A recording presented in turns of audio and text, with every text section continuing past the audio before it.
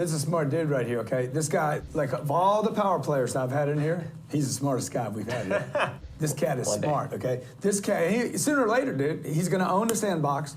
He's gonna make the money. He's studying the right people. Are you? Welcome to the Rainmaker series. You just heard Grant Cardone on Richard Wilson. Grant knows, Tony Robbins knows, and many other billionaires know Richard is a smart man. That is why ultra-wealthy people look to him and the Family Office Club to elevate their game, increase their investor savviness, and strengthen their network. Get better deal flow and propel your capital raising at the Family Office Club and get it for $2,000 off by mentioning the Capital Raiser Show at familyoffices.com.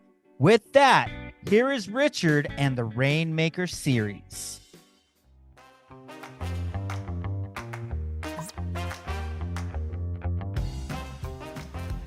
This is module number 2 in our 17 module Rainmaker series, $100 million Rainmakers. Throughout these 17 modules, we're going to give you many different strategies that when you stack them on top of each other, give you an unfair advantage when raising capital and working with investors. And these are advanced capital raising strategies and secrets. Okay, so module number 2 here, we're going to be talking about investor demographics and defining your investor avatar, we like to call it. So this means focusing on the right type of investor. We see this get messed up quite often, even by people who are raising a lot of capital per year. Even better if you're raising a lot of capital per year, because you can look at the evidence on what's working and focus in on who's coming in the fastest, who's the most enjoyable to work with, who has an ease of business to them that's just low stress, and they just come on in and they're great quality investors or they add strategic value. And why would you need to focus on this? Well, this goes to a core concept I discovered after running our club, the Family Office Club, for a decade. We found that most deals close the fastest when there's a lot of trust in the team or leadership, trust in the industry or knowledge about it or understanding, and then trust in the opportunity or they're local to the opportunity itself. Let's give you a couple of real quick examples. You might know me well, you might know medical practices well, but if we invest in a medical practice in Guam or New Zealand, that might make you less comfortable, right? You might know me well and you live in San Diego and we're investing in a medical practice in San Diego and you might not know anything about the medical practice world, but you're local, you come walk through the medical practice, you like the head doctor, you look at the financials and the due diligence, you might say, okay, it's right in my backyard, I may do that deal. But you're most likely to come in if you understand who I am, what medical practices are, because you're a doctor or you've invested in the space before, and you're local to the deal in San Diego, then you're much more likely to invest. If you look at a deal as an investor, and I tell this to my investors, and you don't know the team, you don't understand the industry, and you're not local to the opportunity, you should not even be looking at that deal. You are wasting all of your time. You should be looking in areas where you have some confidence and conviction because you know the team, you know the industry, or you're local to the opportunity, or you can fly there and walk through the manufacturing plant or whatever it may be. So this is really important. And so anytime you enter a room, you should think, what trust curve am I trying to move the investor up? Trusting me, understanding the industry, or getting them on site at the opportunity and showing them the very specifics, the walkthrough of the exact opportunity on site if you can. So you can gauge this differently based on what types of investors you're going to. If you go to 19 types of investors, there's no way to customize it to where they typically are in that curve, those trust curves, right? If you go to one type of investor and you're only pitching professional athletes, and you know that the professional athletes have no idea how blockchain works, but you have something in common because you used to be a professional athlete, and the deal's right in their backyard in Cincinnati or New Jersey, et cetera, then you can lean on that and you can focus on teaching them about blockchain or driving up the trust so deeply on the other two areas that it overrides the fact that they don't understand blockchain.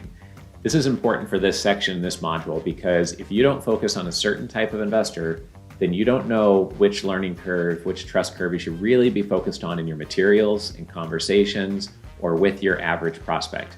And you can shortcut raising capital and raise capital much faster if you look at where have you had success in the past? Where is your background and career from? Did you come from being an engineer? Did you come from being an athlete, a lawyer, a doctor, a career professional, the CEO of a big company, and now you run this investment platform, or now you're raising capital if you're a fintech company?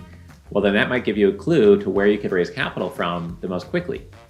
You might understand the lingo of a certain niche area because of your background. You might have access to groups, associations, membership organizations, maybe even the heads of some of those organizations. And that is key to tapping into a pool of pre-qualified investors.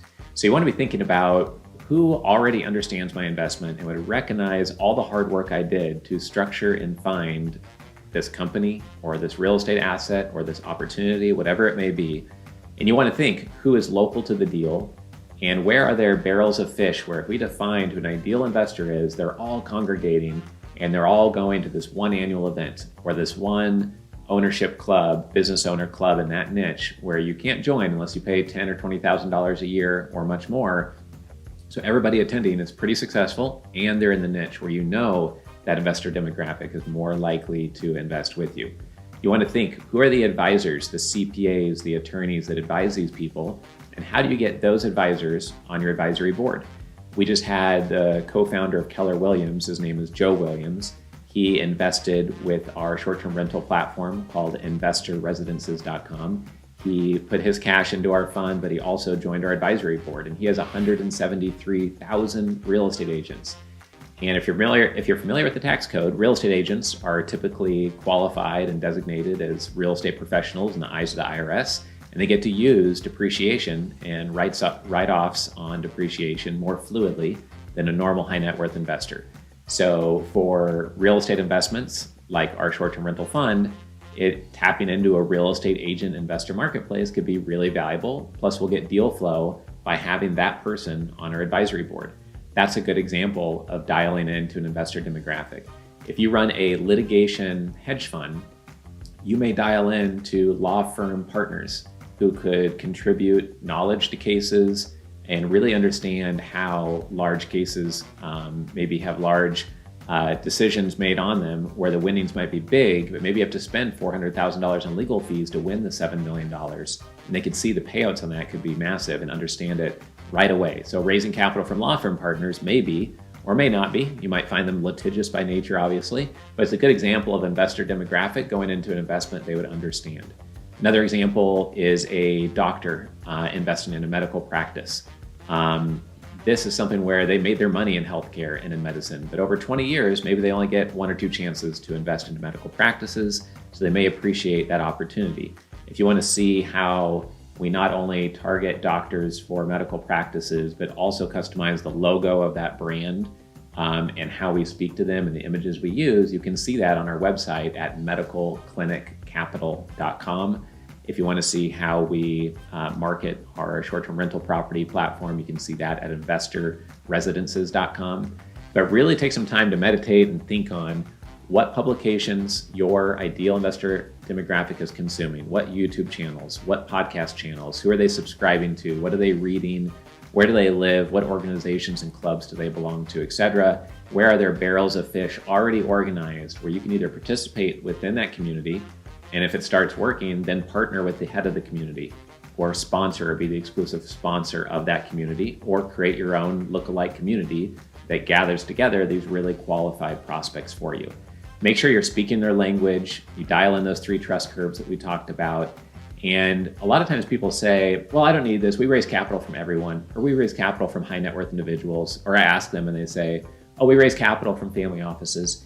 It's kind of a lazy, bad answer though, because it's not really dialed into a specific type of family that made their money in manufacturing or that's based in these 3 cities, etc.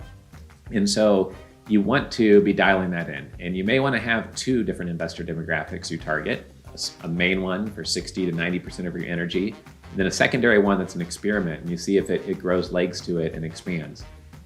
By focusing most of your energy on one demographic, you'll pretty quickly find out if it was a horrible idea, or if you feel the traction and the innate value and people really appreciating the opportunity to look at your deals, then you'll feel that momentum. If it's frustrating, hard, and you get no progress, it could be the quality of your deal, your communications, other things we're going to talk about within the 17 module series. But you want to be focusing most of your energy on one thing. Once that starts working, then you can shift the energy and maybe go 50-50 on the next experiment until that starts working, and then build niches within your niches. So you can see this within some of the work we do. For example, this book, we bought centimillionaires.com. We wrote the first book on centimillionaires. Same with single family offices. We also spent a lot of money over 12 years acquiring billionaires.com. That's hitting a certain demographic right between the eyes and attracting that type of professional into us. It's like a doorway for that type of investor demographic.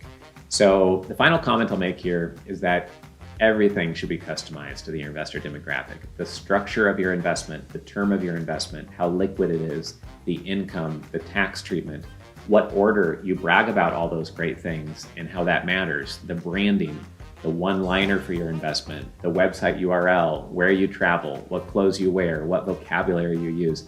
Every single thing should be customized to that through the lens of the 3 trust curves. And by doing that, you'll be more effective and more efficient every day. And that is working smarter instead of working harder. Although, as many of you know, the people who are very successful, they are very smart and they work very hard. So I hope you found that valuable. That's module number 2 on investor demographics and forming your investor avatar. It's part of our 17 module advanced capital raising series called $100 Million Rainmakers.